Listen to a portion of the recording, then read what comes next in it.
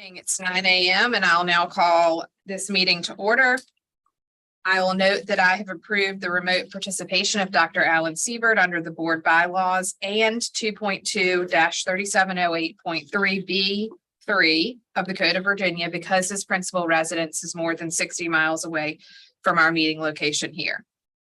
As customary for this board, we will begin our meeting with a moment of silence followed by the Pledge of Allegiance.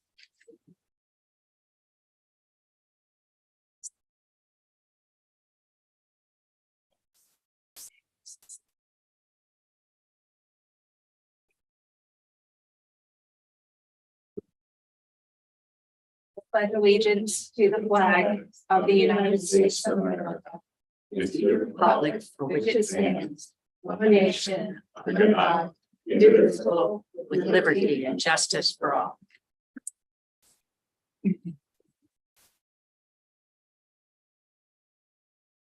Okay, so we are moving on to approving the agenda as presented. May I get a motion on the approval of the agenda? Second. Okay, Ms. Kilgore. Ms. Fulton. Aye. Dr. Siebert. Aye. Mr. Hanson. Aye. Ms. Ashton. Aye. Dr. Northern. Aye. Mr. Sturdivant. Aye. Mr. Rotherham. Aye. And chair votes aye. Okay. And staff has also provided to the members of the board our meeting minutes draft from our last meeting. Can I get a motion to approve those meeting minutes, please? Second. Okay, Ms. Kilgore. Ms. Holton. Yes, with the clarification that I'll just state for the record that the board, the minutes do refer to a number of items on accountability as final review. And I think it was clear in our discussion last month that we were moving forward for further development of those items. So I don't need us to amend the minutes, but I'll just state that for the record as part of my yes vote. Okay, Dr. Siebert. Aye. Mr. Hanson. Aye. Ms. Ashton. Aye. Dr. Northern. Aye.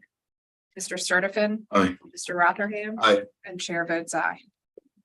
Okay, as we move on with this morning, as stated in the board's bylaws, it is my pleasure to accept public comment this morning on all matters related to public education in Virginia. We ask that you provide your name and affiliation at the beginning of your remarks, and speakers must limit their comments to 3 minutes. And as you all have mostly gotten used to, we have our new timekeeping system. So you will see, as you see on the screen now, the time will count down for you. So you'll notice that the timer on the screen begins at 3 minutes in green. At 1 minute, the screen will turn yellow and the screen will turn red when your time is up. At that point, please close your remarks promptly. Speakers can provide their written comments or anything that you would like to provide to the board to Mr. Joe Crook, sitting right here in the front. And anything that you do not have to share physically with the board, but would like to email to the board, please do email a copy of your remarks or anything that you have electronically that you'd like for the board to receive to Mr. Jim Chapman, Director of Board Relations. Just as a housekeeping matter, I'd also like to note that at 10:19 a.m. this morning, there's supposed to be an earthquake drill. This is a national drill, and it shouldn't include any kind of building announcements, but some people may get some kind of pinging on their phone or something that might happen. As you all know, have experienced so many of these particular alert systems. I know I was recently in the Atlanta airport when the last alerts went out, and the entire airport was just crazy how loud it was. But we would just ask that at this point, you please silence your phones, and we'll continue the meeting through the drill. It shouldn't make us do anything, but just as a heads up to everybody in the room. Okay, so as we begin this morning, I would like to begin with Candace Lucas, followed by Kathy Halverson, please.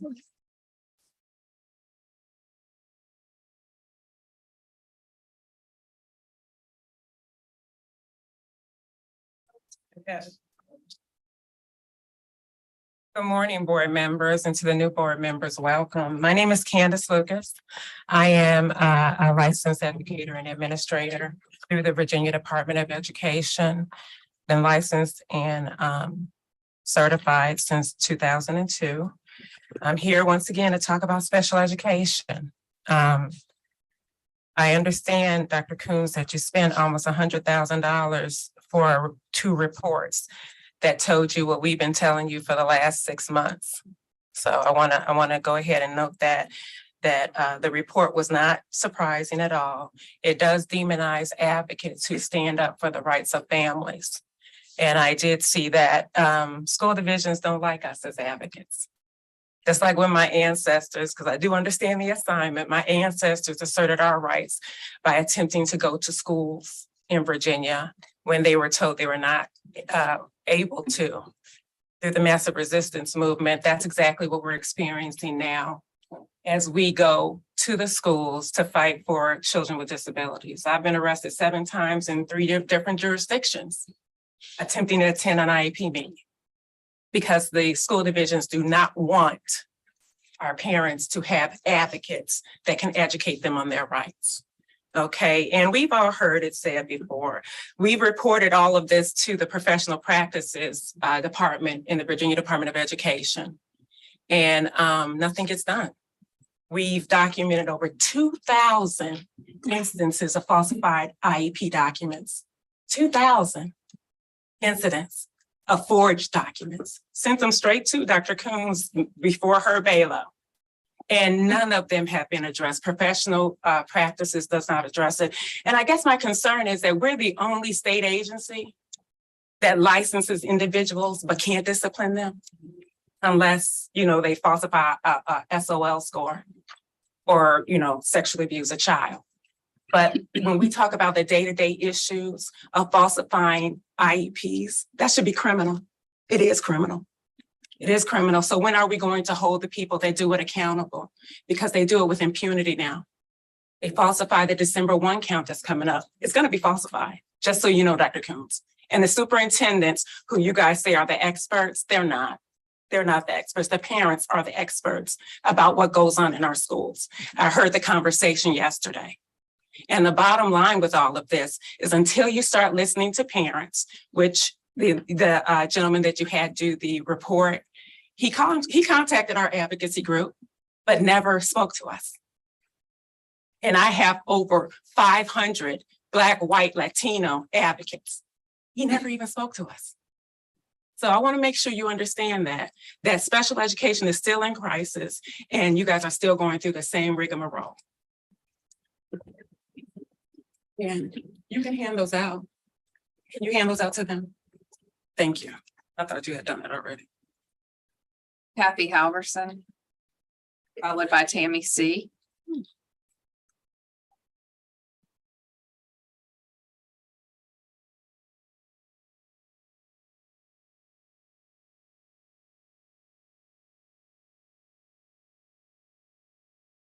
Well, good morning, board. I thought maybe I would have these so you could look at them while I'm talking about them.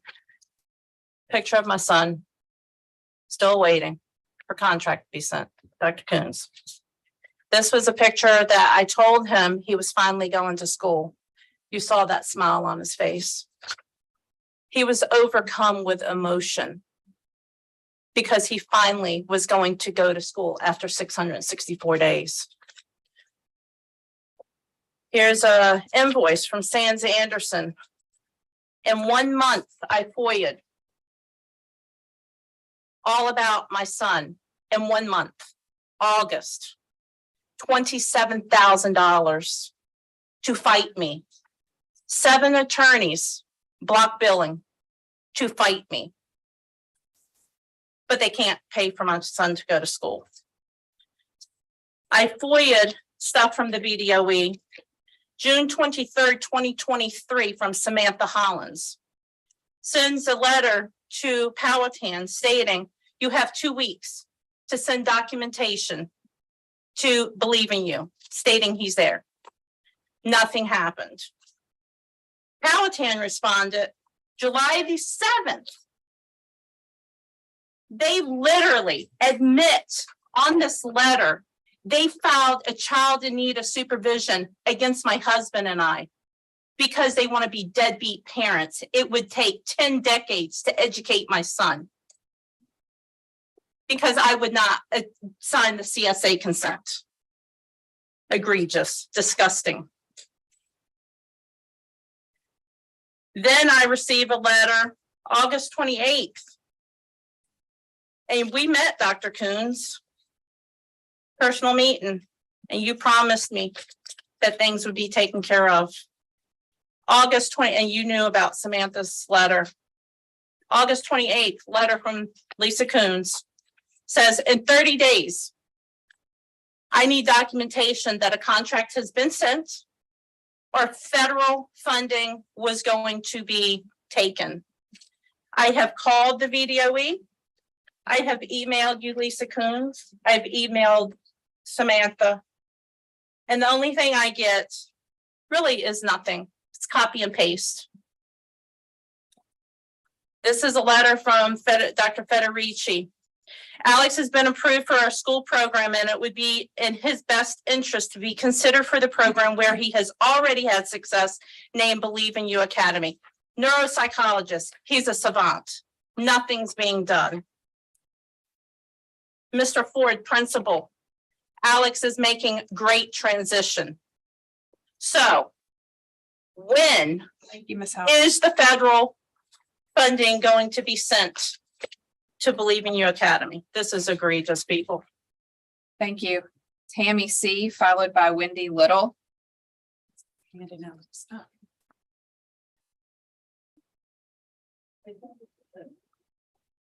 Okay, Tammy C is not here. That was Missy, I think. That was Kathy Halverson. Okay. Wendy Little. Chris Johnson.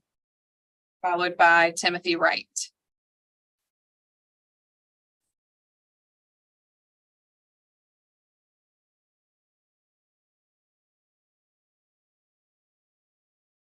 Well, this is awkward. Good morning, President Creasy, Vice President Hanson, and Dr. Coons, and members of the Virginia Board of Education. I am Chris Johnson, and I am honored to address you today as my capacity as a member of the Board of Directors for the Virginia School Board Association. I'd like to express our sincere gratitude to President Creasy for her insightful address at our Legislative Advocacy Conference last month. VSBA would also like to thank Dr. Coons for her time earlier this month in conducting an informative webinar regarding the All-In program. I would like to personally thank Dr. Coons for taking time to visit school divisions and meet and talk with students and staff. We in Prince George and myself were blessed to have Dr. Coons and Dr. Raley join us on our first day of school, so thank you. As you, the board, reviews the recommendations to the standards of quality, VSBA encourages prioritizing these with the current needs of Virginia's public education system. Please champion strategies aimed at increasing the pool of qualified candidates who can fill teaching vacancies in Virginia. This includes alternative path to licensures and enticing practicing professionals to our CTE classrooms. VSBA joins with this board in calling for a full repeal of the SOQ position support cap. VSBA express our sincere thanks to the General Assembly for the significant progress over the last 3 years and ask that lawmakers make a full repeal of the support cap in the next biennial budget. Additionally, we request the board provide support to school divisions integrating work-based learning and workforce development programs into the curriculum. These programs are critical for Virginia's economic growth and have demonstrated success in helping children find their true north, which is different for every child. Gina Patterson of the VSB provided our board 2 important reminders. One was a book, Stick Together, simple lesson on building a stronger team. And the second was the focus on being kind. Our desire is to modeling kindness and respectful conversation aimed at fostering understanding and constructive communication where opposing perspectives can be shared and considered to enhance the understanding and the outcomes. We are encouraged and hopeful that together we can craft solutions that are designed to meet the diverse needs of all our families in this great Commonwealth. Thank you. Thank you. Okay, next is Timothy Wright, followed by Annie Whitaker. Good morning to the distinguished members of the board. Thank you for the opportunity to voice my concerns. My name is Timothy Wright Jr., high school educator, and I stand on behalf of concerned schools across the Commonwealth. The College Career and Civic Readiness Index, according to the VDOE, is an index that measures for the graduating cohort student preparation for college and careers while in high school. The index is good, but how it is executed creates some inequities. With accreditation on the line, schools and divisions across the Commonwealth are scrambling to get their students to meet the index. My proposal is to rework the requirements to make the index more attainable. My first concern is the standard diploma is only 22 credits. For many at-risk students, possibly adding more courses, especially ones that don't count towards graduation, is hard to justify with students as well as parents. My next concern is the inequity. The index creates inequity. The student can meet the index with 1 year in advanced academic course, even if they barely pass. However, students that don't take such courses are required to take 2 or 3 years of courses and earn the industry recognized credential. I'm sure parents across the Commonwealth would not be satisfied to know that their student was required to do more just because they didn't take an advanced class. I would also argue if we drill into the socioeconomic diversity of the enrollees of these said courses, we would find a lack of equitable representation across the board. And we also need to remember the schools that don't offer all of these types of classes. The inequity needs to be addressed. And finally, the rigidity of the index does not allow for student agency and exploration. Students take multiple classes and even have multiple credentials, but don't meet the index because of sequence. In an email, the Assistant Superintendent for Policy and Government Relations addressed the rigidity. In the interest of time, I won't read it, but as a licensed CTE teacher, I would have to respectfully disagree with the assertion that you won't have what you need unless you take 2 years. I've taught students for 1 year, and we all as CTE teachers have to teach all the competencies. We meet the requirements, and many students get an industry certification after year 1. So to require 2 and 3 years is just not fair. So as it also pertains to JROTC, VDOE's decision to require students to take 3 years is a misapplication of the US Code. The US Code does not require students to take 3 years. It requires the institution or the school to offer 3 years. So there is no requirement for IRC in the US Code either. CTE gives students exposure to employable skills that they can forge a path forward. Student agency and exploration should not be inhibited due to bureaucratic technicalities. We should afford every Virginian every opportunity to take advantage of what's available to them. My recommendations create flexibility for student agency and exploration while making the index equitable for all Virginians. And I would admonish the board to give these recommendations your consideration, every consideration. The proposal is a framework to help students and schools find success where the index doesn't become a stumbling block, but a meaningful stepping stone to correctly credit students' efforts in showing their college, career, and civic readiness. Thank you for your time. Thank you, Mr. Wright. Can you provide your comments? Yes, I have copies for all of them. Thank you so much. I Thank you really very do appreciate it. Annie Whitaker and then Cheryl Sims.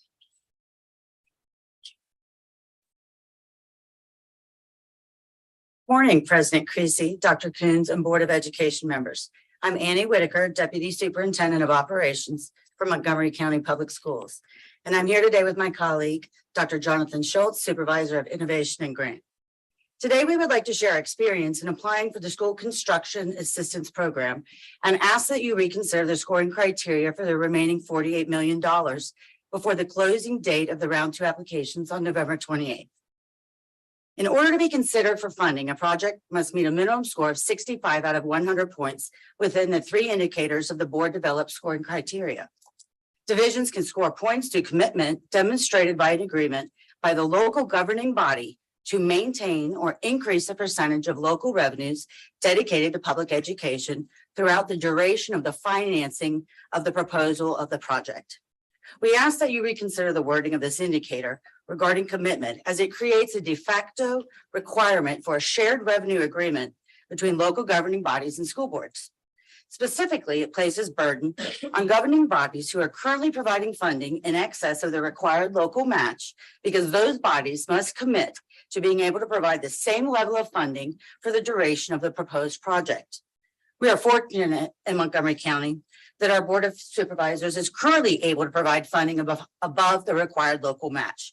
But we do not feel it is realistic to expect those elected officials to provide a letter of commitment for funding that they cannot ensure will be available for the duration of the project, and may hamstring their ability to meet the unforeseen needs of their community.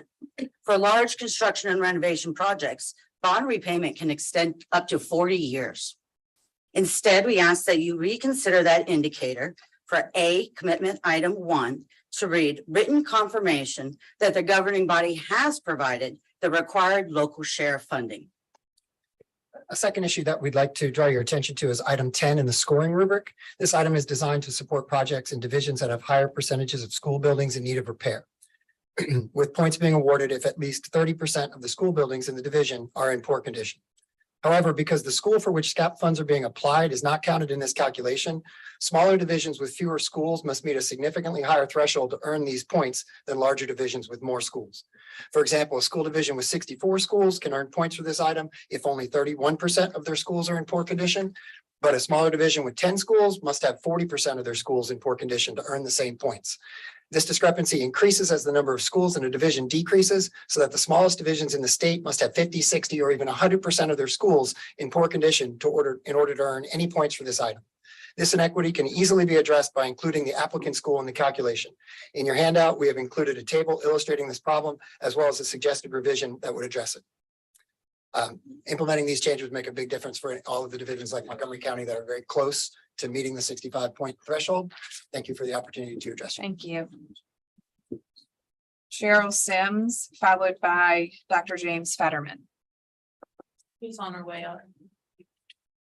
Dr. Fetterman, would you like to come up? Sure. Thank you. Good morning, everyone. I am Dr. Fetterman, the proud president of the Virginia Education Association, a middle school teacher from Accomack County located on the beautiful Eastern Shore.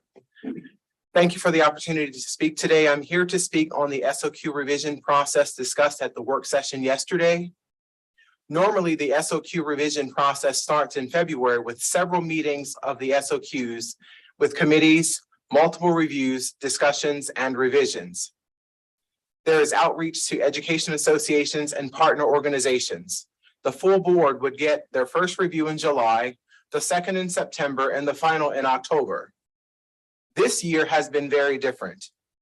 All major stakeholder groups, including the VEA, have submitted unsolicited feedback with detailed suggestions, and I have provided those copies for your review. But rather than consider any of that, the board sent out a survey to all of the superintendents in late September, asking them to rank vague suggestions of general areas of possible revise. No detail, no proposed language changes, no estimates of state and local fiscal impact. The survey data is fine, but only 55% of the superintendents responded, and no large school divisions such as Fairfax, Loudoun, or Prince William even responded. The data just isn't rich enough to be basing all decisions regarding the SOQ revisions.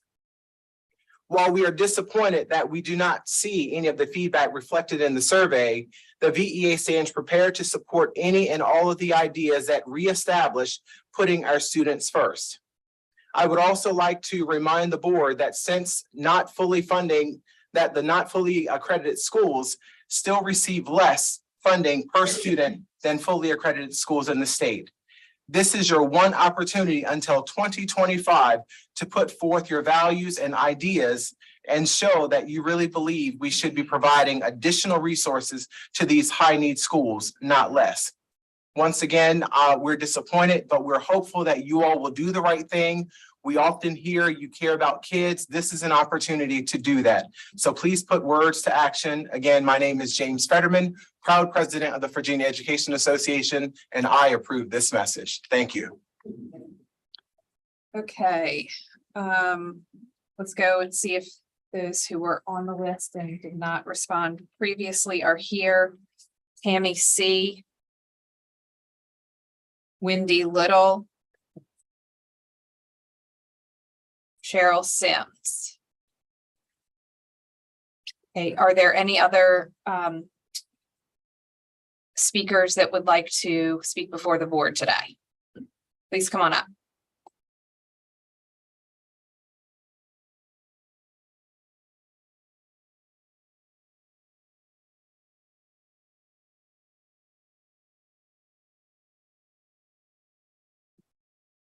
Good morning.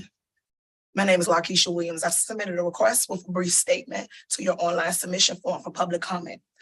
I would like to come to you this morning as a parent of Richmond Public Schools, a teacher, and a community member. And today I will speak to you as an individual. I'm very concerned of the state and health of the buildings of Richmond Public Schools. As a teacher, I've been sick for going on 7 weeks. It's been coming and going. The mold, the moisture, the HVAC systems are at an alarming rate of dysfunction. It's getting cold. We're not having any heat. Custodial workers are walking out with boilers that are rusted. I pulled out the district policy because as a teacher, I had to take 11 trainings that totaled up to 5 hours and 15 minutes. I was unsure on whether to seek for these policies on that will apply to certain things for me as a parent. It had hidden in the end of the training a copy of the school's policy of asthma action plans and conditions. I have 2 children that have chronic bronchiolitis, and I've had submissions from pulmonologists for the last 3 years. I've been subpoenaed to court because my children were hospitalized, and they told me after 10 parent notes, they were no longer accepting anything. I had one of my children who was submitted, and they said that he was going to be retained of his grade. That doesn't meet this policy as a parent after I've provided all documentation that was required for my student. I would like for you guys to review these policies to see if there's something that could be amended, that parents don't face what I had to face. Other parents may not have the money to obtain a lawyer. And for my child to be hospitalized and I had to go to court because he couldn't go to school, of a district mandated policy that if you're sneezing, you're coughing, you have a running nose, that you can't come. And I feel like that contradicted itself. I also reviewed that we have Rich Public Schools local wellness policy. There's nothing defined in this policy to combine these 2 things together to support students.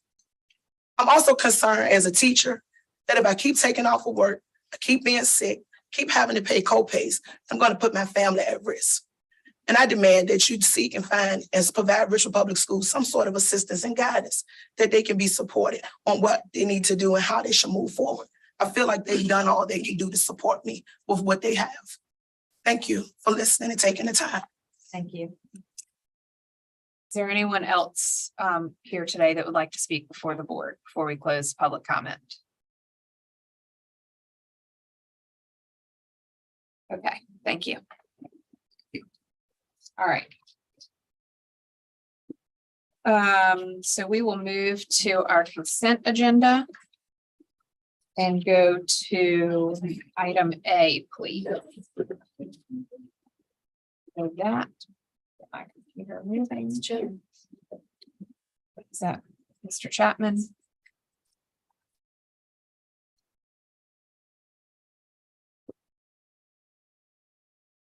President, would you like a motion that we adopt the consent agenda? I think we. We need to, I don't know that we need to discuss. that. Okay.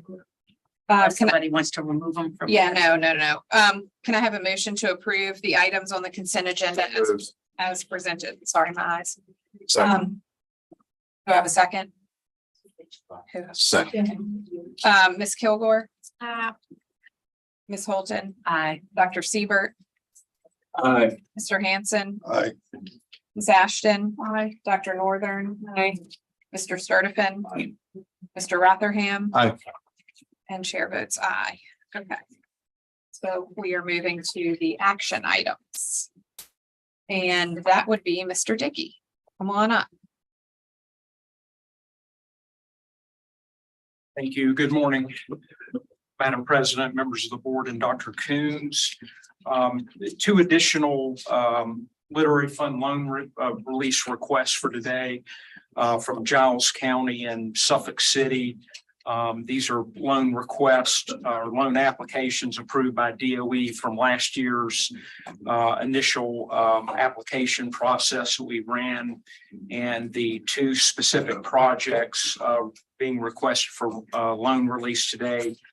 Macy McClarty Elementary and Middle School, about a $8 million renovation loan project. And that loan would be payable over 30 years at 2% annual interest.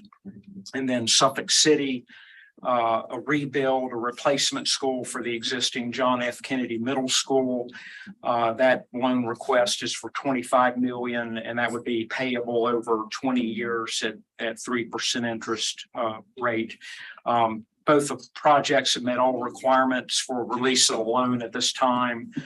So request the board's approval for release of these two project literary fund loans. Ms. Holden? Thank you. Mr. Dickey, I don't know if you were here during the public comment, but we heard from the folks in Montgomery County about some suggestions about the criteria. Am I right that those don't, whether or not their suggestions are appropriate, does not impinge on this agenda item? That is correct. Yes, that is for the competitive grant program. Their comments is separate. from the So literary fund. separately from this agenda item, if you can, will you help us think through suggestions from Montgomery County at the appropriate time, whether there are revisions we should consider pursuant to their suggestions? Yes, we absolutely will provide feedback on that and review their comments in detail. Thank you. Do any members of the board have questions on this particular item for Mr. Dickey? Okay, I have a motion to waive first review and approve the release of funds to Giles County for Macy Elementary Middle School in the amount of 7.85 million at 2% over 30 years, and Suffolk City for John F. Kennedy Middle School replacement in the amount of 25 million at 3% over 20 years. Second. Ms. Kilgore, Aye. Ms. Holton, Aye. Dr. Siebert, Aye. Mr. Hanson, Aye. Ms. Ashton. Aye. Dr. Northern. Aye. Mr. Sir. Mr. Rotherham. Aye. And chair votes aye. Thank you, Mr. Dickey. Very good. Thank you.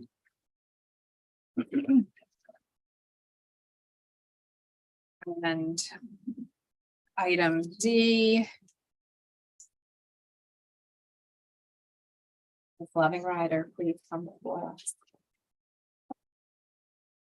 Okay. Is it working? I'll try. Okay. That one was working yesterday. Good morning, President Creasy, members of the board, Dr. Coons. Today I bring to you for final review, performance level appeals for Jenkins Elementary School in Prince William County and John F. Kennedy Middle School in Suffolk Public Schools.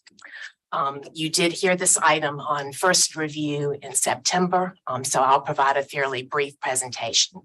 The standards of accreditation do allow schools to submit an appeal on a performance level indicator. The intent of this appeal process is to provide some relief for schools who experience an unusual or extraordinary event that may impact performance on an indicator. For each of these schools, there is an extensive appeals process noted in your attachments. We did have a committee, an internal committee, review each of these applications for appeals. The internal committee recommended that these appeals be denied. In neither case do they really represent an extraordinary circumstance. The superintendent's recommendation is that the board deny both appeals because they are not based on unusual circumstances and therefore do not meet special consideration under the intent of the board's regulations. Thank you. Are there any questions for Ms. Loving Rider before we move on to this item? No? Okay, can I have a motion to deny the appeals from Jenkins Elementary School in Prince William County Public Schools and John F. Kennedy Middle School in Suffolk City Public Schools? Moved. Second. Ms. Kilgore, Ms. Holton, Aye. Dr. Siebert, Aye. Mr. Hanson, Aye. Ms. Ashton, Aye. Dr. Northern, Aye. Mr. Sturtevant, Aye. Mr. Rotherham. Aye. Chair votes aye. And Dr. Coons. I like- think we have a few things to say, Shelley, before you move off of that podium. I just want to say a couple of words. In the past 6 months, I have witnessed some pretty Herculean efforts and been humbled and honored by the amazing expertise and knowledge of the great Shelley Loving writer. And her team also has wanted to recognize her, so I'm going to speak on behalf of her team as well. She will be retiring after 42 years at the agency, where she began as a part-time research assistant in the teaching service. She probably knows more about this building and more about the Virginia Department of Education than any human on the planet. And I've been incredibly honored to see how hard she works and how much she focuses on every single student across the Commonwealth. She has spent her career striving to make the lives of children better. As we talked about yesterday, assessment helps us know where students are and what support they need. And Shelley has really worked diligently to make sure our assessment system can do that. She was here at the very beginning of the standards of learning, an item that is now the hallmark of this board's work. And that sparked her interest, according to her team, to making sure that assessment became an instructional tool. She became an assistant superintendent in 2001, has been a national leader with the National Assessment Governing Board as the chair of the State Policy Task Force on NAEP. In Virginia, she has helped pioneer online testing, technology enhanced questions, and computer adaptive testing. I have seen her in the 585 work group with her team and with us continue to push for innovation and assessment that is thoughtful, intentional, and respectful of the educators across the Commonwealth. But she is also known for her dedication, her kindness, her patience, and most her grace. We are so thankful. Personally, your team and everyone around you for the 4 decades of national service to the Commonwealth and this board. And I promise you, your phone number is in my speed dial, and we will find ways to keep bringing you back and helping us continue to innovate in assessment. I just want to take a moment to honor Shelley with me, with her team, with my cabinet, and tell her thank you for all the work that you have done. Thank you so much.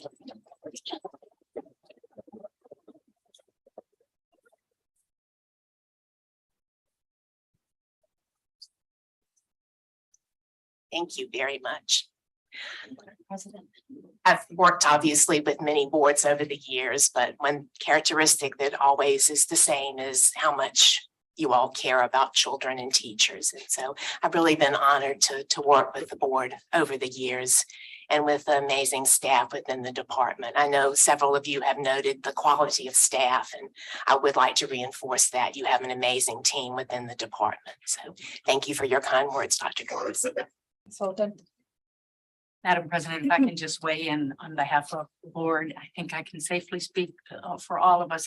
But I personally, having worked with you in so many different capacities for a quarter of your 40 years, we're just going to miss you terribly. You have made such a difference in the lives of our school children and our teachers. And we are light years from where we started in terms of assessment and accountability, in huge part because of you. We've got big chapters ahead and we will miss you terribly, your expertise. And I'm so happy that Dr. Coons knows how to still find you. Thank you for your service. Thank you, Ms. Holton. Mr. Rotherham. This is deserved, obviously, this retirement. You have put in so much effort and care for this Commonwealth, but it leaves a big hole. And I've known you for a while now, different boards, and I'm very sorry to see you go. The diligence, the care, the attention, you're a consummate professional in helping us get where we need to be to serve kids. And the team here is great. You are correct, but you leave really big shoes to fill, excuse me, and a big hole in your service to the Commonwealth. It's just tremendous. Thank you, Mr. Rotherham. Anyone else? So I will just say this, Shelley, as a teacher in the classroom, when we started online assessments, you brought us along kicking and screaming. And I'm pretty sure I might have said some things back then that weren't so nice, but I'm going to tell you, you have innovated the way that we look at assessment in a way that is just so nationally recognized. And I appreciate the work that you've put in. You've given your life to this, and that is few and far between in these days. And so for that, I just say thank you. And certainly we want to be able to still reach out to you because your institutional knowledge, you will be a legend. There's no doubt about it in this field nationally. So thank you so much for your service to the Commonwealth, to every school child in the Commonwealth, but most importantly, in my heart, to teachers and your support of us as we institute different assessments across our schools. So thank you so much. Thank you, Ms. Creasy. I appreciate it. Thank you all very much. Okay, so what's that? Did Alan raise his hand? Alan, did you raise your hand? I'm sorry. Okay, sorry. Okay, our next item is item E. Good morning. Good morning. I'm probably going to miss Shelley the most. Good morning, everyone. President Creasy, members of the board, and Superintendent Coons, thank you for having me today. This item on Amendment 6 to Virginia's consolidated plan under the Every Student Succeeds Act has been presented to the board at previous meetings, and we are bringing this item back to the board following discussions with the U.S. Department of Education. This item is focused on Virginia's accountability system under ESSA. So I just want to refresh the board on this item. Virginia's accountability system under ESSA consists of 8 indicators that are used to identify schools for federal support, which includes comprehensive, targeted, and additional targeted schools. 2 of the indicators in Virginia's ESSA state plan for the accountability system are growth measures for math and reading. These growth indicators calculate growth as students who pass the state assessments, which are SOL and VAP assessments, and students who fail the state assessments but demonstrate growth by advancing at least one range on the progress tables. In the 23-24 school year, only targeted schools or targeted support and improvement schools are scheduled to be identified. In December 2022, USED approved a revised growth methodology to provide schools with flexibilities on how the growth methodology is measuring growth. This was approved under pandemic flexibility provided by USED. This methodology under Amendment 5 included both year-over-year growth as well as within-year growth. The within-year growth looked at fall 2021 Virginia growth assessment results and compared them to spring 2022 state assessment results. This amendment was approved by USED, but USED did communicate with VDOE that this methodology would only be approved for that school year, as it was a revision under pandemic flexibility. So in the spring of 2023, the board revisited this methodology for the 2022 and 2023 school year and beyond. And in June 2023, the board approved Amendment 6, which moved back to the methodology in which grades 4 through 8 students would be considered as making growth if they pass the SOL or pass the state assessment, which again include SOL and VAP assessments, or failed the state assessment, but demonstrated growth by advancing at least one level from spring 2022 to spring 2023. The growth indicator, though, would also include students in grade 3, but since students in grade 3 do not take a state assessment in second grade, the grade students, 3 students could demonstrate growth by passing the spring state assessment or failing the spring state assessment, but demonstrating growth by advancing at least one level on the student's fall growth assessment as compared to the spring 2022 assessment.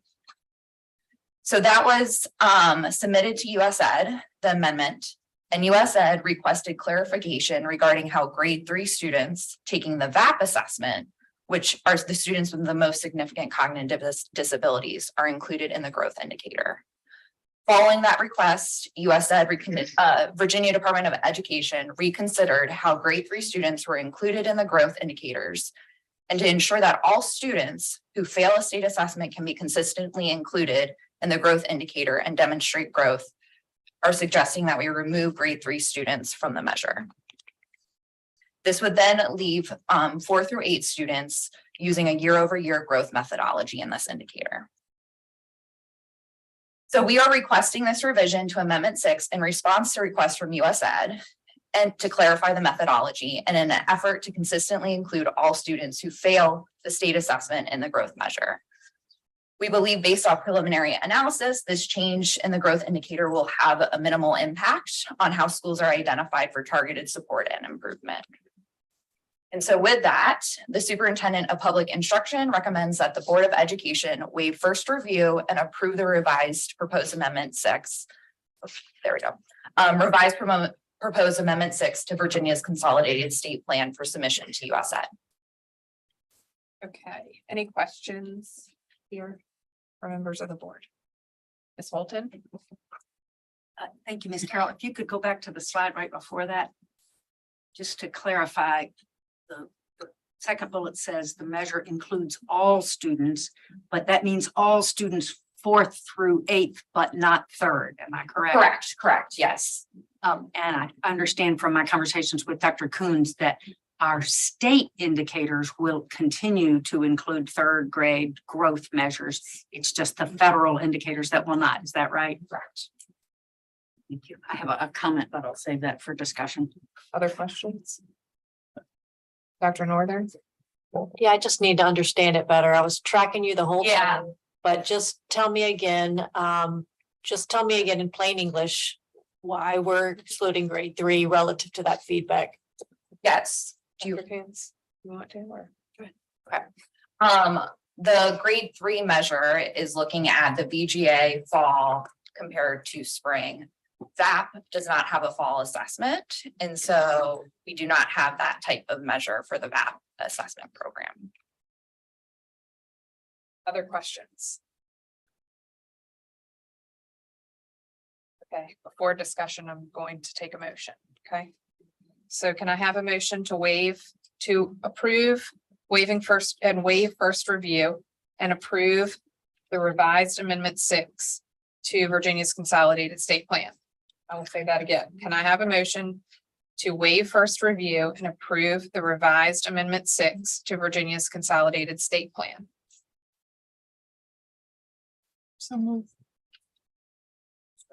Second. Okay, any discussion? So Ms. if I may, Holton? thank you. If I may just comment that we've worked really hard over the years. It's something Shelley Loving Ryder has helped us work on to have a true growth measure for 3rd grade. For years, we simply didn't pay any attention to growth in 3rd grade because we didn't have a measure that would work. And then we got one. But apparently we didn't get one for our students with significant disabilities. And so I understand what we're doing and why, but I'm frustrated because this is not a good ultimate solution. This means that our federal indicators are different from our state indicators. And that's as much as possible in our goal of transparency and simplicity, we should have our federal indicators aligned with our state indicators. So I will support this motion because I'm not hearing any alternatives in the short run. But that's very disappointing. As hard as we've worked to get 3rd, and even if it doesn't matter, I hear that I saw in the materials that it won't really make a whole lot of difference in terms of which schools are identified for federal mandated intervention. It does matter to the teachers. It matters to the schools, and to have 3rd grade not be, all testing grades, growth should be recognized fully for all of our indicators, federal and state. That should certainly be our goal in our ongoing work on the accountability system. So I'm supporting the motion because I'm hearing that there aren't any alternatives, but I'm frustrated because it seems like, other states do growth measures and we just somehow have not figured out how to do growth measures as well as other places. And I don't get why we can't do better on it. Dr. Siebert? I certainly agree and sense and also feel the frustration that my colleague has raised. But I think this is another symptom of how we have a very well-intentioned system that has been adapted and evolved and appended to over time. And so I'm very excited to see what might come from in the future of the just released 585 work group on assessment that will hopefully open the door to a rethinking and a modernization of assessment. So again, I think there's still plenty of wonkiness here. I agree with the frustration. That compares nothing to the frustration in the field about the 3-year growth assessments overall, and look forward to some really good ideas coming from this board and hopefully some support from the General Assembly in the coming session. Dr. Gaines. Yeah, I just want to reiterate that Shelley and Amy and Katie worked very hard with the federal government to try and keep these aligned and work diligently to defend our system. But I do think the 585 work group task force, the recommendations there, the recommendations that this board has made around accountability and the stake in the stand you put in growth, I think will help us continue to move in the right direction. But I do want to give a nod to the team who worked very hard to try to get this as close as possible and just did not get any flexibility. Okay. Any other discussion points here before we vote? Okay, Ms. Kilgore, Ms. Holton, Aye. Dr. Siebert, Aye. Mr. Hanson, Aye. Ms. Ashton. Aye. Dr. Northern. Aye. Mr. Sturtevant. Aye. Mr. Rotherham. Aye. And chair votes aye. Thank you. Okay, so we are moving on to item F. Mr. Chapman.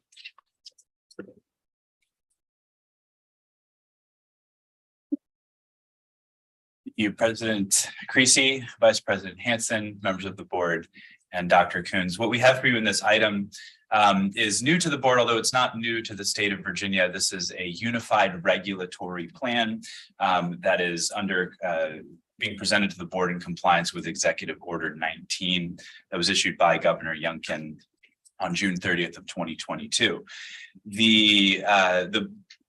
The basics of this, of what's happening here is that Executive Order 19 is required by statute. Every governor must promulgate an executive order that governs under the Administrative Process Act, how regulations move through executive branch review and the types of things that the governor would like in order to execute their regulatory policy. The Board of Education, although it is established by the Constitution of Virginia, one of only 2 bodies or agencies, along with the State Corporation Commission, under my understanding, that's established by the Constitution, is very firmly set as an executive branch agency by the Code of Virginia. And that's in 2.2-2100. The Board of Education is named specifically as a supervisory board within the executive branch of state government. And so compliance with the executive orders is required under statute and under the law. Executive Order 19 made a number of fairly significant changes to the regulatory environment within Virginia. First of all, it created the Office of Regulatory Management under the governor's office. And the Office of Regulatory Management works to ensure that all regulations are reviewed for their impact on local government, the regulated communities and private citizens. And one of the initiatives that they started back in 2022 is this unified regulatory plan, which mirrors a process in the federal government. It's designed to increase transparency among the regulatory activities of the state for citizens, so that what they can do is they can go and look at this regulatory plan. And instead of having to continually go before a public body each month or each public meeting and review the agenda in order to see what's set out, they can look at the unified regulatory plan, see what the long range vision is of that agency, and be able to identify very quickly what actions are of interest to them. And so this unified regulatory plan is supposed to be due July 1st of each year. So we're a little bit far behind, and I think a little anxious to make sure that the board is complying with this particular activity. If you review the unified regulatory plan, you'll notice that most of the actions, it's a catalog of things that we expect to be continued, of activities that you've already seen. I believe if I can draw attention to a couple of the items that are maybe you haven't seen or maybe not be quite as familiar with. We do have an expected regulatory activity that is currently listed for, sometime in the second quarter of 2024, which is the unified measurement plan with early child care group. This board has approved a number of different iterations of practice years for the VQB5 system. And we expect that will have to make the final jump into a regulatory chapter under the authority of the board. And so we have a NORA, sometime around there is when we think. The Unified Regulatory Plan doesn't bind this body to the timelines established. This is just, for the public so that they can begin to expect when they can see these types of things before the board and be on notice, of that. This is a living document. And so as new priorities come up for the board, we can resubmit this to the Office of Regulatory Management for approval and make sure that's published, with the Department of Planning Budget's website. And so that the public can stay informed. And so the recommendation from the superintendent is that the board waive first review and approve this so that we can be in compliance with Executive Order 19. Okay. Can I have a motion to waive first review and approve? Sorry, I have a question. Okay, please. Mr. Chapman, thank you for that presentation. You referred to code 2.2/2100 as a stating that the Board of Education is an executive branch. I can't find that. Yes, so if you go down, it catalogs 3 different types of state agencies. One is an advisory board. The second, I believe, is a policy board, and the third is a supervisory board. If you read that definition of a supervisory board, you'll see that there's a statement saying starting with notwithstanding. And it says the Board of Education shall be a supervisory board within the executive branch.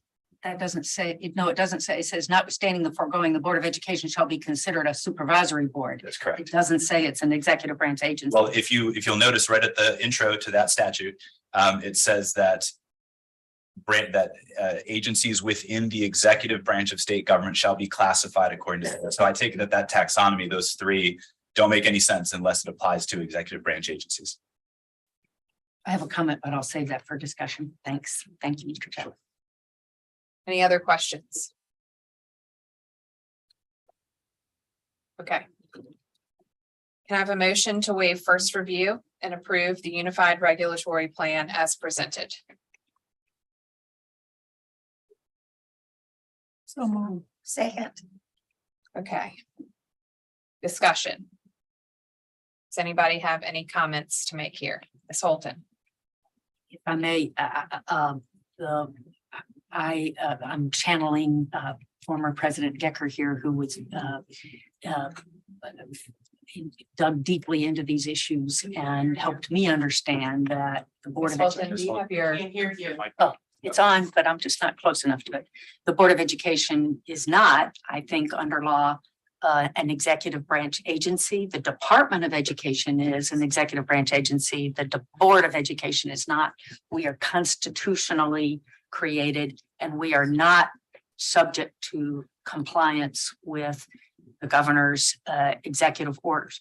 We certainly can choose voluntarily to submit this plan, and I have no objection to the content of the plan. I think it's all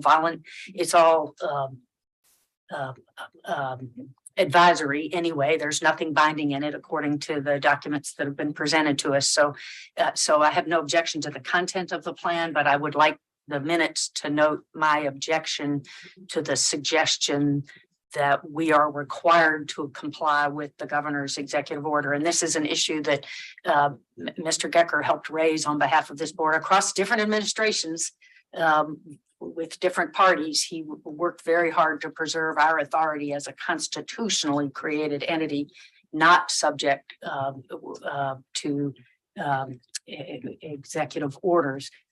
All that said, I have no objection to adopting this plan as a voluntary response to the governor's request, if we consider it that way. I too, I agree with your comments. I think my position here is that there's nothing in this plan that hurts us. I think it's very well laid out as to where we've been and where those things in our process currently sit. So that's why I have no objection. Any other comments? Okay, Ms. Kilgore. Aye. Ms. Holton. Aye. Dr. Siebert, Aye. Mr. Hanson, Aye. Ms. Ashton, Hi. Dr. Northern, Aye. Mr. Sturtevant. No, he's gone. Mr. Rotherham Aye. and chair votes aye.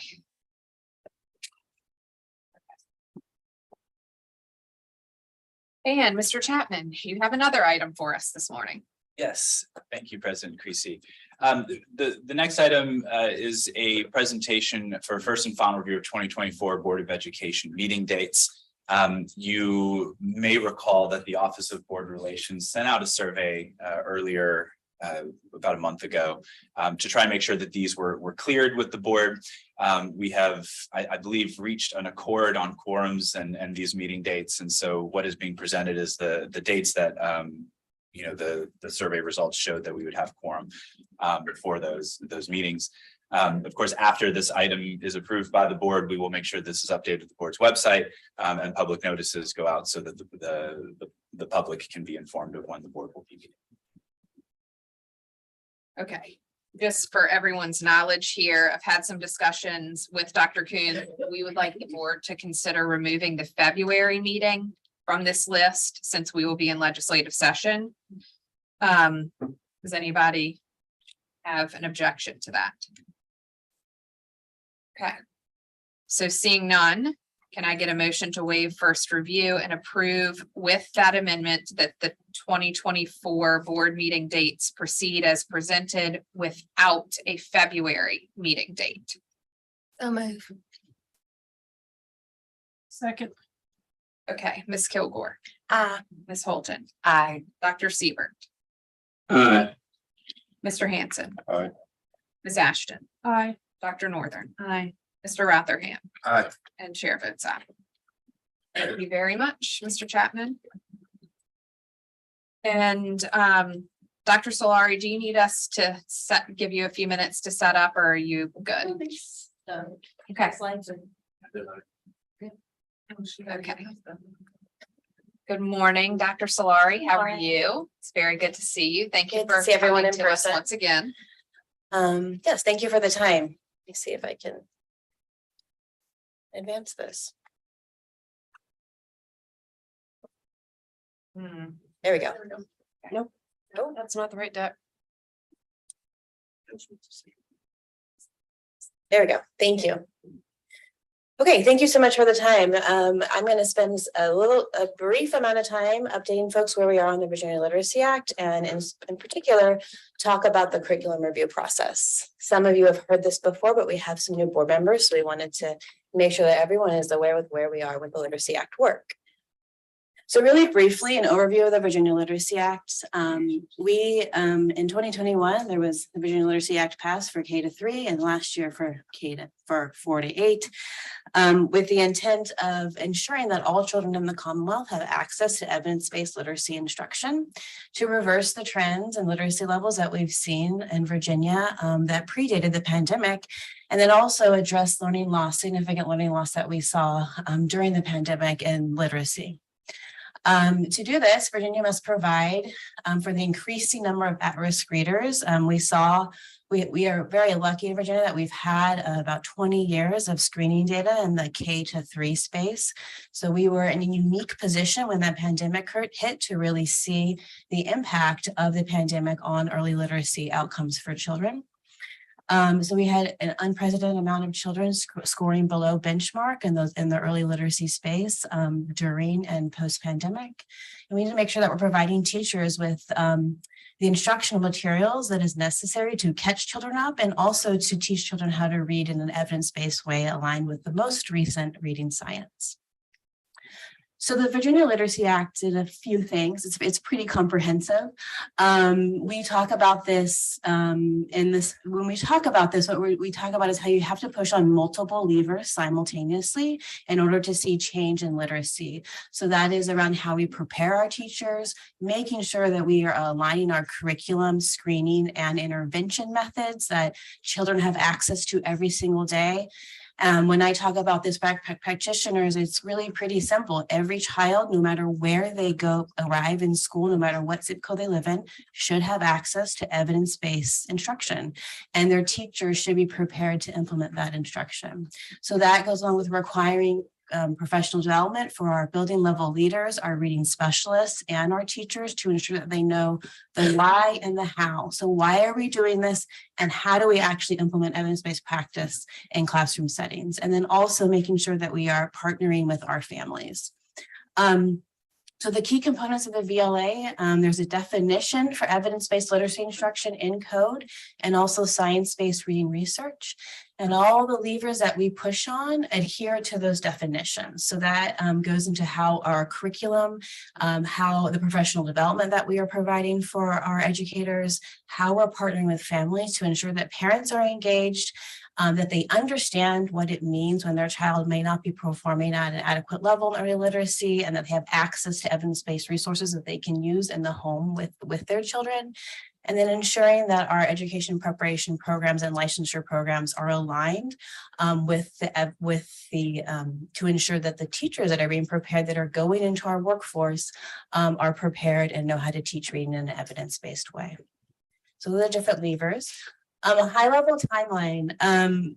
It was over a year ago when we first came to talk to the board about the curriculum review process. We kicked off the first cycle of curriculum review last fall.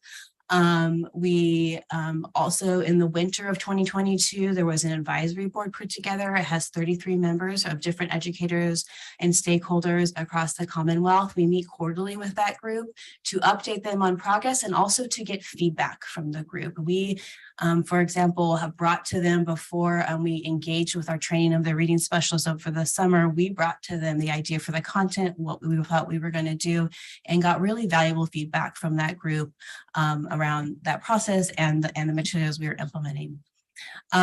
We also last year brought to you all the first cycle of curriculum review, and through that process, 8 core curriculum programs were approved by the board.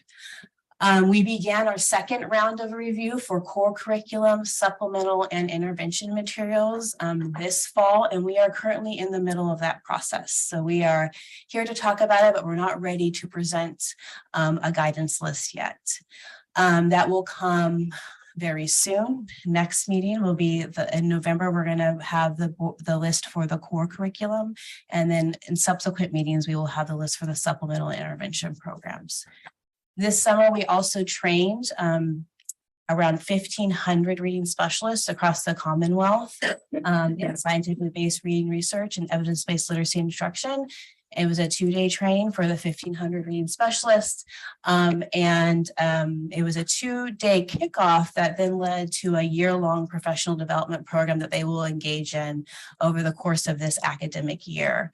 And they are engaging with our literacy coaches out of UVA. They are going through course content around reading science, but also really the implementation of this Literacy Act.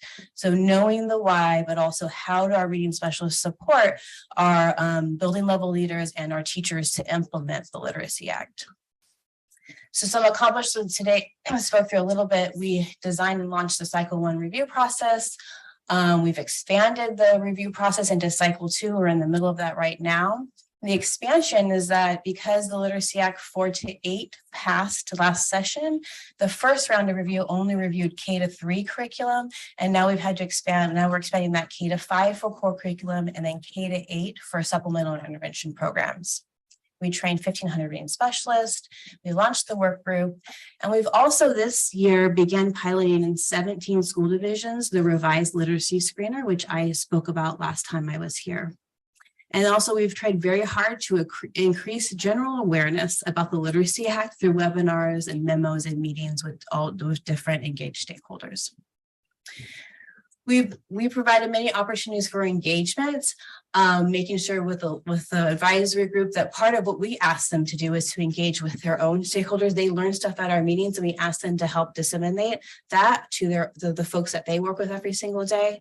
We've engaged 125 literacy experts, more than 125 literacy experts across the Commonwealth in the curriculum review process. So while this process was developed in collaboration with the department and our office at the University of Virginia, the review processes, the curriculum are being vetted by Virginia educators. And that's really important in this process, that there is buy-in and there is folks doing this work and working alongside us to make it happen. So an overview of the instructional review process. The intent here is that the result of the review process that we are currently engaged in right now will provide a vetted list to both the department and the Board of Education for approval. We want to make sure that we are providing high quality reading instruction materials for every student in the Commonwealth, ensure that evidence-based literacy curriculum is implemented during the entire literacy block so that that core curriculum is based in evidence, and also ensure that our teachers feel supported and well equipped to meet student needs. Okay. A little bit about the development of rubrics. We actually started developing the rubrics for the curriculum review process in April and May of 2022. I worked in this building, I think I said last time, in a windowless room with folks from the department alongside folks from UVA to start the development of a rubric process. We engaged with national experts. We engaged with other states who had been through this process before us to learn from them, learn from what went really well and what maybe didn't go so well. And then we also vetted the rubrics with core curriculum. So we took a rubric, it was an iterative process where we said, does this rubric actually work? Our rubrics were also reviewed by Virginia K-12 educators and other colleagues of mine in higher education and literacy faculty across the Commonwealth before they were finalized. The rubrics were posted online and shared with vendors in advance of the review process, so they knew exactly what we were asking them to do and what their product needed to have in order to be vetted successfully. And then we also made sure that the rubrics aligned fully with the law. The review process is facilitated through UVA at VLP in collaboration with the department. Currently, we are looking at K-5 core instructional programs and K-8 supplemental and K-8 intervention programs. The review, we had over 400 people interested in being on our review teams. And we still have people emailing us weekly wanting to be on the review team. So there was a lot of engagement in this process. Every reviewer that made it onto a team, so over 125, was interviewed. And we made sure that they understood what scientifically based reading research was, what evidence-based literacy instruction was.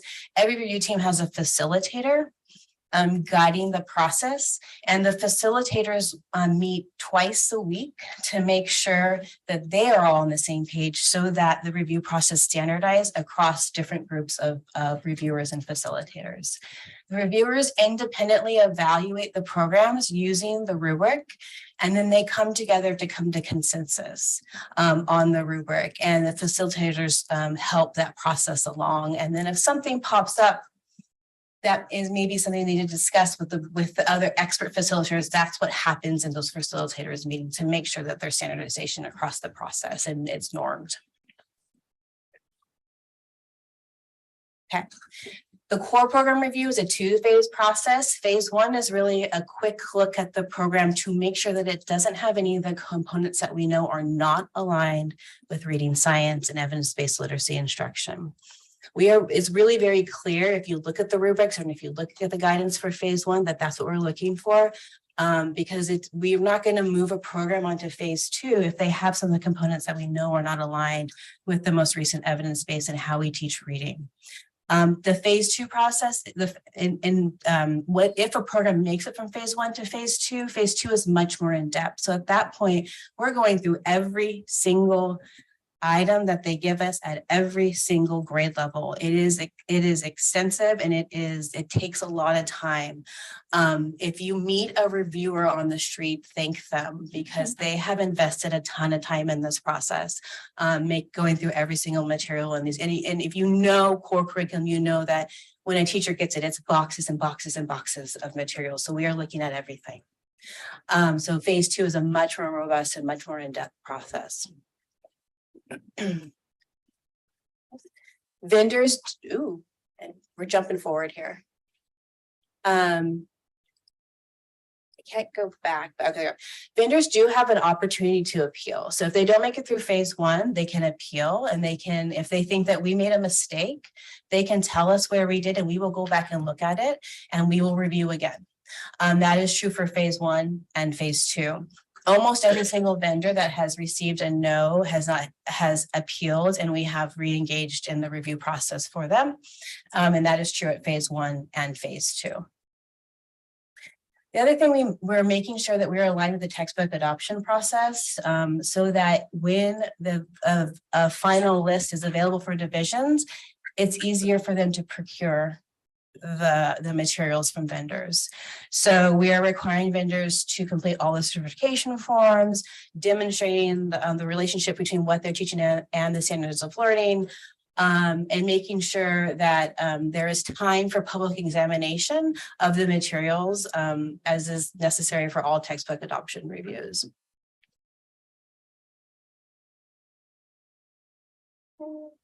Okay. So just to give you an update on where we are on this cycle 2 review process. So we received a lot of programs this time. We received 14 core programs, 60 supplemental programs, and 48 intervention programs. That was way more than what we anticipated, so it's a lot of work, but the good news is we can feel pretty good that we're doing a comprehensive review of what's available out there from vendors. So we have a lot of people reviewing right now for that reason. The core instructional program review will be completed and the list will be brought to you all at the November board meeting. So that is already next month. And then the supplemental programs and intervention programs will be in early winter and spring of next year. We are trying to get this done as quickly as possible because we know divisions are ready to purchase. If they need to purchase, they want to know that, and they're ready to make that process. And also we know that adopting curriculum is not a 1 month thing here. It takes months. And also we have to train teachers to implement these programs. So there is a time and urgency attached to this. Okay, so next steps, the board will review the recommended core instructional program guide at the next meeting. We will have that for you all. We will present that. And remember, these get approved by grade level. So they're not just approved K-5 because our rubrics are by grade level. So there was a couple cases last time where some curriculum were approved just K2, not K3, and that might happen again. We may come to you and say, okay, this particular vendor got approved for K-3, but not for 5. So just that might happen. Materials will be available for public review for 30 days. And then also the cycle 2 reviews of the supplemental intervention programs will be in early winter or spring. And the VDOE in partnership with VLP, which is the office at UVA, will launch the curriculum adoption supports for divisions, because we know that getting to the list is a lot of work, but it's just the first step. We really have to be careful about how we implement this and make sure that division teachers are supported in that process. Throughout this year, we have statewide literacy coaches that are supporting reading specialists to prepare for the classroom implementation. And our literacy coaches are well-versed across many core curriculum and understanding that the divisions that they support, they have choice and they'll be able to choose whichever one from the list that they want. So we're developing their ability to support the implementation of different curriculum, because that's important in making sure that we're implementing successfully. I think that's all I have. Yes, that's all I have. Happy to answer questions. Thank you, Dr. Solari. Do we have any questions? Dr. Northern? Yeah, so we have 8 already approved, is that right? For K-3, some K-2 and others K-3. Okay, can you just name a few of those? This predates me. Yeah, so it is available publicly, but the CKLA is one of them, HMH is another one of them, and there's other ones I don't. Okay. Those ones that were approved K-3, they all put in for 4-5. Okay. So if they are approved K-5, that will be helpful for divisions that have already decided to make that purchasing decision. Okay, so I heard CKLA. I'm aware that Knowledge Works is coming out with a rubric by which to judge a curriculum that is content rich, knowledge based, so on and so forth, Sue Pimental. Is that part of what's being reviewed? Because I feel like sometimes that knowledge piece gets lost. I think I really appreciate that question. Absolutely. So when we're reviewing, we're reviewing across multiple construct areas. One of them is background knowledge and content knowledge. It's of course phonics, it's phonemic awareness, it's alphabet knowledge, it's vocabulary development, language development, and then background knowledge and content knowledge is another piece. Okay, great. And how many, I mean, I guess I just now want to understand a little bit about the process. So how many, is there some number you're looking to approve, or is it just however many meets? And then what's the, I know that you're coming up with a guide, but sort of what's the monitoring bit of this look like in terms of the, the take up? So for me, there's no number, there's no number that we have to approve. If a program meets criterion, we're going to bring it to you all for approval, and it's the board's decision of what gets approved. I might pass it to Superintendent Coons to talk about monitoring the uptake. Yeah, I think one of the things that we are most excited about is transitioning from the amazing work Emily has done around selection of materials. What is research-based reading look like? What does evidence-based instruction looks like? What do we know about brain science today? She has done a phenomenal job translating that with our team to what we select in materials, but also in training our reading specialists. The agency is now in working with several national experts to provide implementation pathway kits for our superintendents. We will launch on October 30th at the VAST conference what it means to be a literacy superintendent and start talking with our literacy superintendents. Emily is working with us to continue to think about teacher training in those spaces. I think the role of the agency is to think about the vertical spine. What does a superintendent do as they're implementing literacy? What does a principal do as you're implementing literacy? I've had lots of conversations with VSBA sitting in the back about how important literacy is, but I think it's our role now to talk about and socialize what high quality literacy instruction looks like, and then give each stakeholder a toolkit and support them in making those good choices and making sure we're all in it together and making sure we're working collaboratively. So we are in that phase as an agency, as Emily has really led the work in establishing the criteria around the evidence and the national science work that's been done.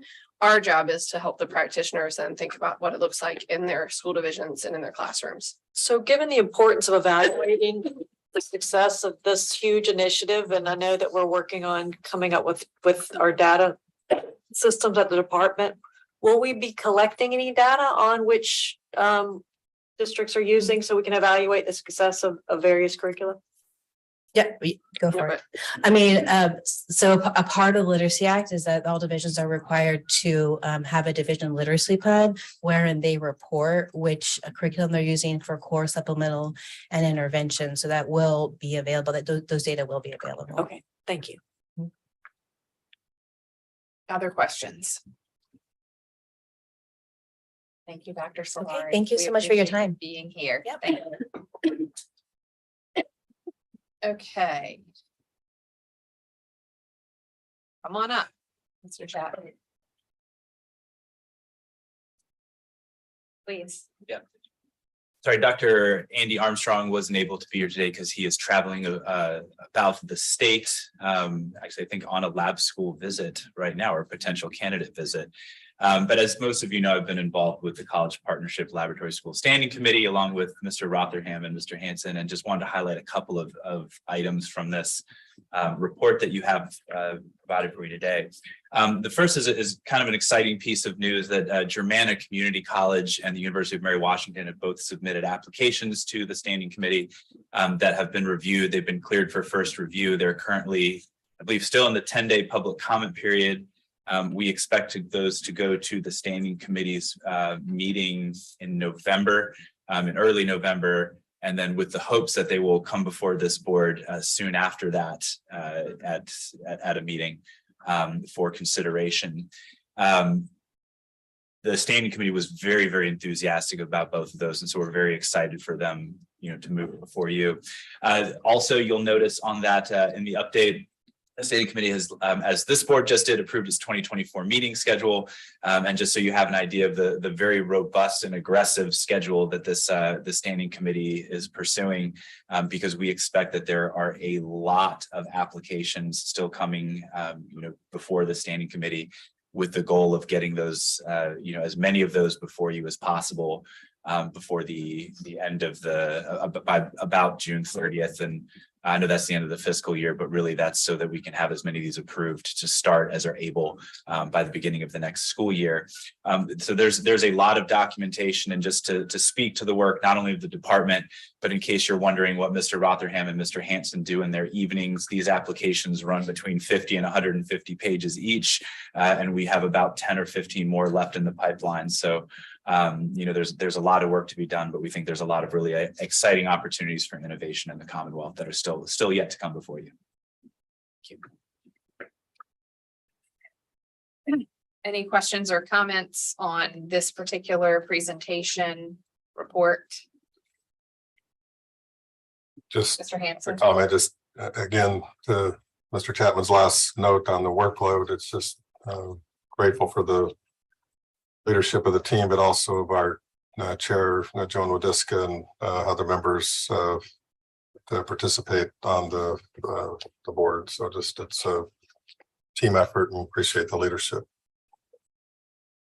Any other comments? I would second Mr. Hanson's comments, and also and urge people to please just read. I mean, there's a number of these coming through. They're from all over the Commonwealth, which is really exciting. We've got the one right here in Richmond that's getting off the ground, but they're coming from all over, and it's just a really exciting initiative. And I think, in the hubbub with so much stuff going on, it's easy to overlook, but it's just a fantastic partnership initiative and ability to give parents and kids more choices and options in the public education sector. Northern, did you have something? I was just curious if there are particular shared challenges that you guys are seeing in the applications, or particular things that are looking really strong, just generally as you look across the applications, this sort of strengths and weaknesses, if you can speak broadly to those. Anybody? Mr. Rotherham, do you want to, or? Sure, I saw Mr. Chapman coming up. Did you? Oh. But I'm happy to. I think, look, I think there's a couple of things. One, it's if it was easy to start schools, everyone would have one, right? And so you've got some of the basic stuff, and we've seen this in chartering. Ms. Ashton obviously knows this from several things she's done in her career. And lab schools are distinct from charter schools with some of those same startup initiatives. That's the first piece. I think second, we are holding a high bar, and I think Ms. Wadiska has done just a tremendous job on making sure that there is full compliance. There's a lot. This is not like a license to do whatever you want. It's a license to innovate within a framework of public education. And that's been challenging at times. And then third, just is the plan, sustainable, and what does it look like? And again, like there's lots of good ideas. Getting that idea to what does the actual execution look like? That's a challenge on any kind of project. And I think the staff's been great at supporting and so forth. But those are the kinds of things that people are coming with. Even just we've got some good resources put against it through the way the program's set up. But it's just this is a lot of work. Dr. Coons? I think you asked what are some of the challenges. I would say some of the strengths I've seen is the way in which people are coming together.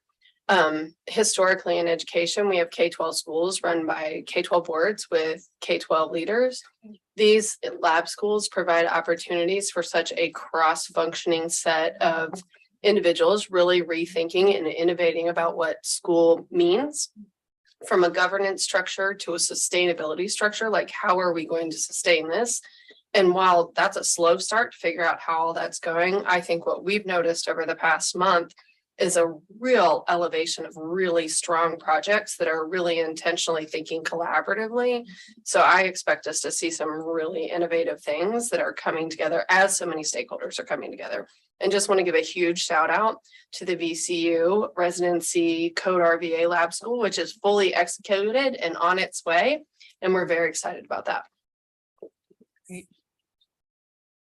Ms. Holton. Yeah, and in fact, the RVA Lab School is an existing school. It's basically two programs combining the existing RVA code, code RVA and the Richmond Teacher Residency VCU existing program are evolving and becoming a lab school. But I think that points out both a challenge, well, and an opportunity, but that to get a new school stood up this quickly, it's just very, very challenging to evolve an existing successful program into something that meets the lab school programmatic definitions can happen more quickly. And so it's not surprising that that's the one that's, I think, the only one that's come before us for full approval. Is that right? And they did a terrific job presenting to us maybe right before you came on.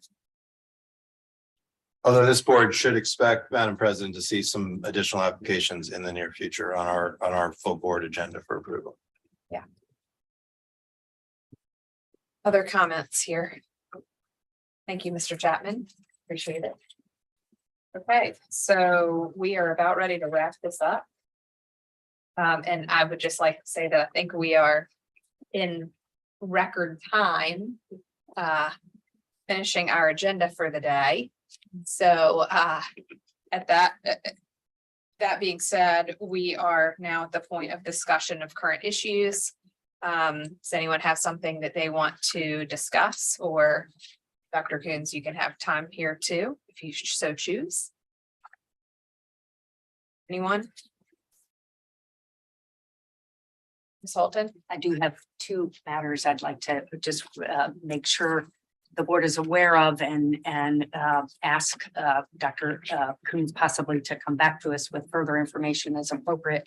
The first relates to iTeach, and you all know that I've been concerned all along about the special ed endorsement within the iTeach program. We are desperately in need of more special ed teachers, and our divisions are desperately in need of more flexibility, and thus it makes a lot of sense for divisions to turn to iTeach for special ed teachers if, but only if, they're preparing them well enough that they're actually going to stay and do a good job serving our students.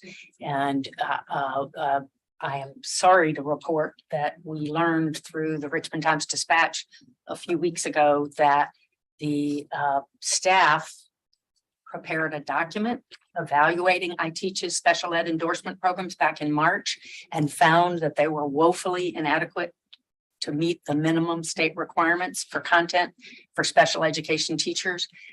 There was a document that staff produced, a rubric on that topic, as they did for all the other endorsements. The rubrics they prepared for all the other endorsements were presented to us as part of our deliberations. The rubric on special ed was withheld from us.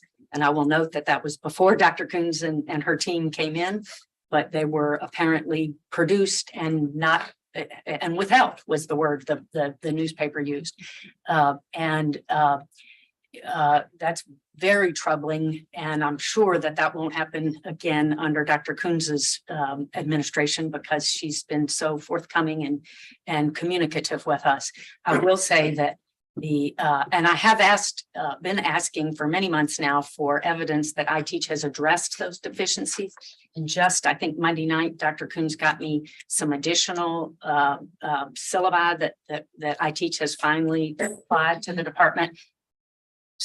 On their face, to my lay eyes, some of them appear to be maybe adequate, and some of them appear to be very bare bones. The one for the advanced advanced disabilities, or teaching students with the most severe disabilities, basically selects a textbook and tells the students to read it.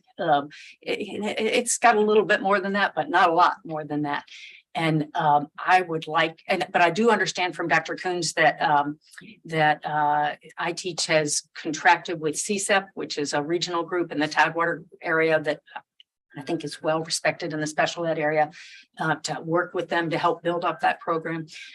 So that's a good step in the right direction. But I would like to ask specifically that now that they have produced additional documents, that we go back and ask staff to update the rubric that they did in the spring, finding that iTeach's programs failed to meet the minimum requirements, and tell us, I'm not really competent to evaluate the current materials, but staff is. And I think we should know that going forward, especially since we weren't informed initially, and our divisions should know. And this work group that I hope will also follow up with this topic, because how we prepare and how we attract, retain, and prepare special ed teachers has got to be a crucial part of that work group. And if this flexible program is successful, it will be a huge win for our students. And if it's inadequate, we need to know that sooner rather than later.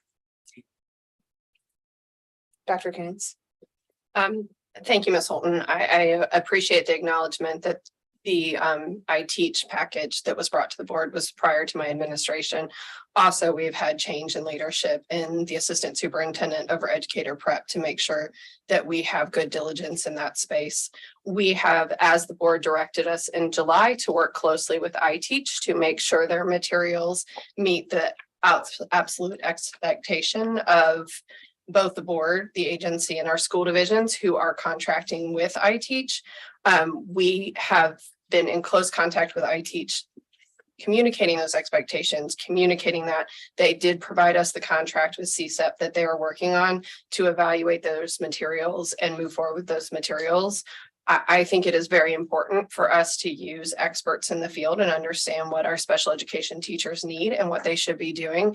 And as part of the evaluation that we receive from our experts, we have to continue to develop what we're doing inside the house. So I'm happy to report back what we feel is appropriate on evaluation and our progress with I Teach to the board as the board requests, but want to continue to work with I Teach as it's a very important solution that many of our school divisions are using to put highly qualified teachers in their classroom. Thank you. And I do have one other matter. Ms. Walton. I'd just also like to make sure everybody saw the letter we got from one of the, really, there's 4 or 5 major publishers of math textbooks that have been approved in Virginia in the past. And one of them has written us a letter basically saying they can't meet the deadline that the department has set out, and proposing some solutions. And I believe one of the solutions is essentially asking for that there, I don't know what it would mean to have rolling submissions, but proposing some solutions that I'm hoping we can hear the department's response to, whether they're workable, whether we hear that now or next month may be more appropriate when we're after the deadline for submissions, so we can see. But there really are only a small number of these companies, and this is one of the major ones. Apparently, the Savas name is it's the Envision materials, I believe, that they submit. I will also just add that the Hope and Midland fellow, who is also one of the 4 or 5 that have submitted materials successfully in Virginia in the past, that came before us last month, caught me in the hallway as he was leaving, and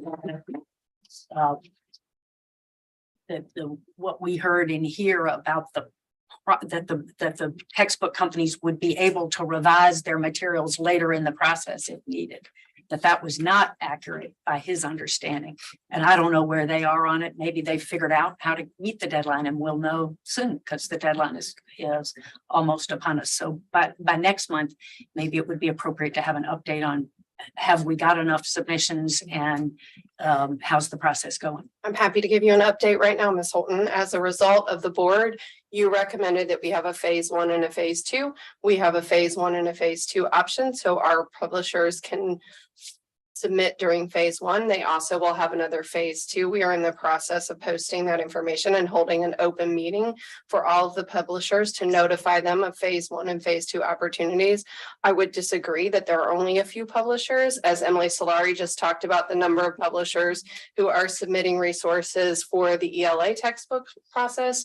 There are an amalgamated of publishers out there, but we want to make sure that we have the highest quality publishers, and in response to the board request to make sure that we're giving publishers the opportunity to meet our standards. There is a phase 1 and a phase 2 process for publishers to meet that. We have also received letters, my team has received letters from publishers who are excited and can't wait to get started. So I know that 2 of the publishers have reached out to the board. I want to recognize that those vendors have the same opportunity, and we've accommodated a phase 2 for the vendors who are interested in supporting our school divisions.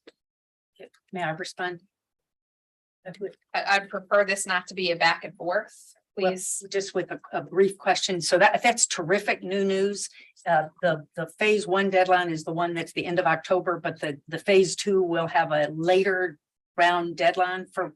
Can't speak to deadlines. My staff is not with me to answer that. I don't mean what the specific deadline is, but am I understanding when you say phase two, people who, companies that don't meet the October deadline will have a later opportunity to submit Absolutely. sometime during this school year? Absolutely. There'll be 2 deadlines for submission. And as to the number of companies, I'm just looking at the list, the math textbook list that we approved in 2018, and there's 5 companies on there. Many of them submit in multiple grades. In fact, most of them submit in multiple grades.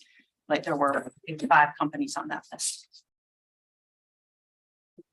Any other items for discussion? I just want to clarify this point because Mr. Rotherham. my understanding, Madam President and Secretary Goode, is exactly, I read that letter as well. We received it the other day electronically. And it seemed like what they were asking for was actually something we were already accommodating. So I was a little bit surprised to see it. And it spoke to that there just seems to be a little bit of confusion here, as there often is around these things. And we're actually doing precisely what they're asking for. And the end result's going to be both flexibility and we're going to have some good options to choose from. Dr. Siebert. Not on this topic, just wanted to take it as part of the meeting to say thank you for the opportunity to participate remotely. Also, I wanted to thank Dr. Coons and her team. Yesterday at the end of our work session, she made a pretty significant announcement about convening of a work group to look at special education issues. That release was sent out concurrently with the beginning of our meeting today. It is a good group of people she's assembled, and certainly appreciate her proactive leadership in that regard. Madam President. Are we going back and forth? Or Well, is this- just, I didn't understand that there was going to be a phase 2 submission. So if this company didn't understand it, I also didn't understand it. Maybe that's new information or maybe I misunderstood, but I think that does answer their concern. And as I said earlier, we are getting ready to have an open meeting with all publishers to go through that process and go through those documents. That takes some time. It takes some time with the Attorney General to make sure that we're meeting all those expectations. So after the board voted last month, we've gone through that. We're getting ready to host those meetings and release those opportunities for publishers. Dr. Northern. Different topic. This is probably pie in the sky and I have no like substantive idea to bring it forth, but obviously we're going to have, a big election in November. And I feel like the bipartisanship in education, not only in this state, but across the country has largely been lost. And I would just encourage us as we, usher in all these new legislators that we would try to have more of, develop more of a relationship with them. And just, education has always been a mutually important issue to everyone, no matter where you lie politically.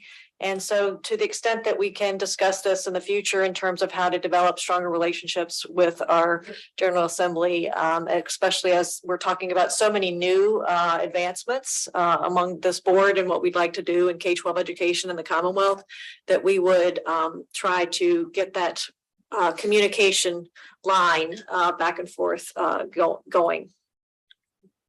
Thank you. And I would just say that that's certainly one of those goals that I have as president for this board, that we do engage more significantly because we are so directly impacted as a board than our schools and our school divisions. So that is one of the goals that I have for us as a full board, to be more engaged as the future unveils itself to us. About our relationship and how we are continually collaborating with the General Assembly. So that is my hope.